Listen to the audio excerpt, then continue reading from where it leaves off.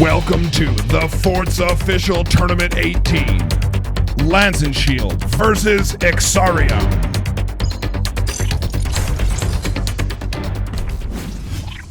Welcome back, Forts fans, to game number 5 of the Forts Official Tournament 18 replay commentary here on SynergyGamingTV. This map is created by XVIII, known as Craggy Basin. Link for this map is in the description down below. It was one of the entries into the Forts map making tournament held earlier this year. Now, you guys are going to see the names get all flip-flop, wishy-washy here. These were previously recorded this way. I have the names. I thought I had the names turned off. I do. Don't pay any attention to these. They got them backwards. They're correct right now, but then they're going to flip and they're going to be wrong. But without further ado, let's introduce our players. On the left-hand side, playing Eagle Eye, it's LancenShield. Looking forward to seeing if he's got his playstyle figured out as comparison to the last game. His opponent, ExaRium, playing Firebird.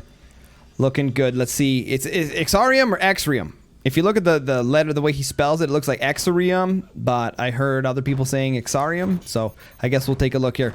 Going for that workshop right off the bat. Third mine, looking pretty good here. Storages, looking like a minigun rush. Now they're playing with the names again. Again, this is pre-recorded this way. I can't change those currently at the moment. It basically just fights me every time I try to. So pay no attention to the names up here. The names on the overlay on the screen are correct. You'll see here shortly eventually as well. You'll see each player actually selecting their units. 2 mines here. You can see that LancenShield has expanded downwards to grab the additional mine here using this cool little point right off the bat there. We're going to see mortars. I love this. So, if you guys haven't seen this strategy yet, I did a video on Firebird meme strats. Take a look at it on the YouTube channel. Super funny. Basically, incendiary mortars are incredibly broken on Firebird. They are amazing, and I highly recommend you guys use them if you play Firebird. They're so good. And we're going to see minigun rush, of course, with an Eagle Eye, LancenShield. Let's see what he can do here. This is going to be exciting. Oh, I'm interested to see what happens here. Sniper shot there, bouncing off of the wood, no big deal. And Firebird mortars, and no! So this is a lack of practice. This is what happens when you don't practice beforehand. You should know exactly what the power distance is at what angle. And now we're going to see LancenShield really start to, again. Oh, brutal. Oh, man, ExaRium, my dude. So important to have map knowledge. This is a prime example, you guys, for those of you guys watching, of how important map knowledge is for things like that. Firebird, incendiary mortars taking out all of the damage from LancenShield. This is a huge power swing on this map. LancenShield was in a commanding lead there, and all of a sudden simply just changes as soon as ExaRium is able to get his mortars dialed in. Here we go. A couple gunners going to be down below here looking good. LancenShield doesn't seem to be panicking too much. Not a whole lot to worry about. He's going to get a couple gunners in here. He is on a 3-mine economy. ExaRium also on a 3-mine economy. So we probably won't see anything too crazy out of these guys just yet. But ExaRium is going to be absolutely just dumpstering with these Firebird mortars.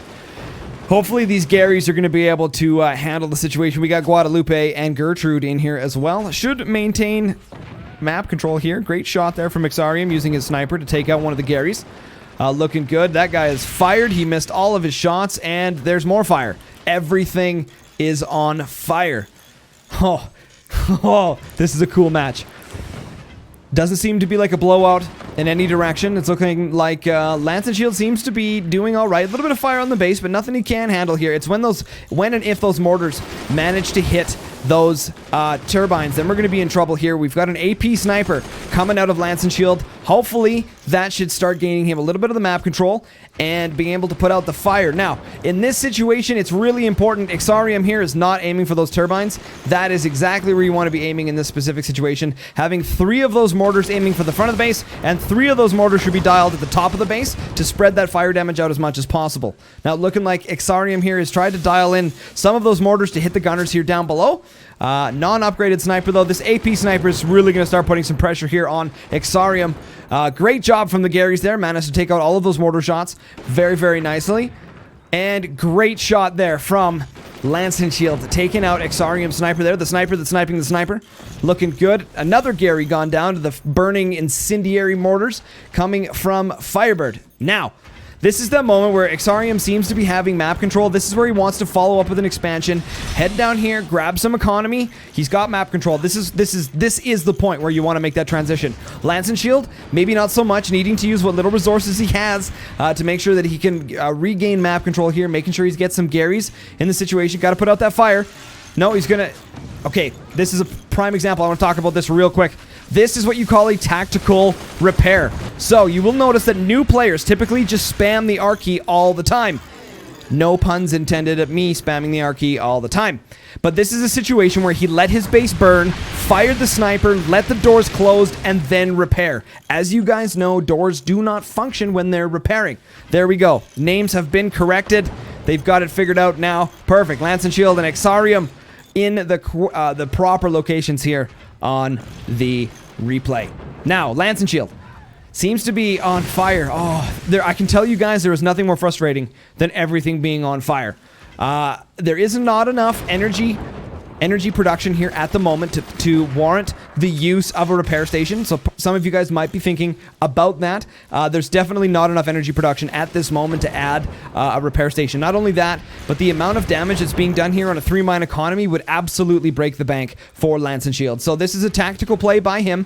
Hopefully his game plan here at the moment is going to be trying to shoot the mortars out of the air and preventing them from doing any fire damage rather than wasting the resources on a repair station. If he manages to expand his economy and move into, 4 mines or 5-mine economy, then a repair station will become viable.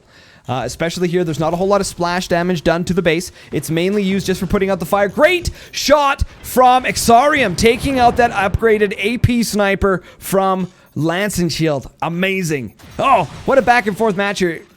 What a back and forth match. What a back and forth match. Now, it's looking like LancenShield maintaining a little bit of that map control, using Eagle Eye's ability here, getting some of those minigunners in here to do some damage. LancenShield getting a great pick off with his sniper, doing some damage here to ExaRium's base. Lots of Swiss cheese. There's a window. Things not looking so hot here right now. This is a fantastic example of the battle between Tier 1 technologies. Or Tier 0, I guess, so to speak. Not Tier 1. Sorry, not Tier 2 technologies is what I'm trying to say here. Lots of Garys here, managing to control the map space now. Now, you can see here, LancenShield adding in that 4th mine. This is that moment. This is where ExaRium's going to bite himself in the rear end, is if he doesn't follow up this map control that he had, or is slowly starting to lose with additional economy. This is where LancenShield's going to start to take the map. He's got map control here right now. He's got enough Garys here, to shoot down the incendiary mortars, and now he's following it up with economy. This is exactly a textbook play. Well done from LancenShield. Hopefully ExaRium here is going to manage to expand and grab that additional economy. You can see here using his sniper to try and get a couple picks, try and find in some Garys. I think he was just probing in here right now. We're adding additional gunners. LancenShield saving his resources. You can see that he hasn't double braced his base yet. Oh, I thought there was a gunner there. I was going to say he's fired because he missed that completely. We do have the... No, I thought that was upgraded. Sorry. No AP sniper there yet. Continuously adding in incendiary mortars here. ExaRium. Oh, no! Oh, man. Bouncy core. What a match. ExaRium manages to pull that off.